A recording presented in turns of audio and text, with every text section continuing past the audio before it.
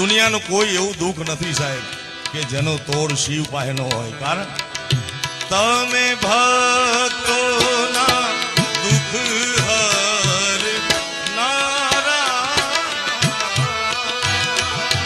શુભ સૌનું સદા કરનારા,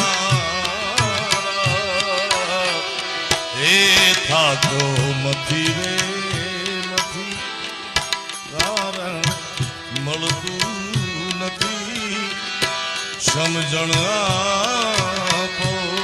બધા ભેગા થઈને જાય મારા બાપ શંભો.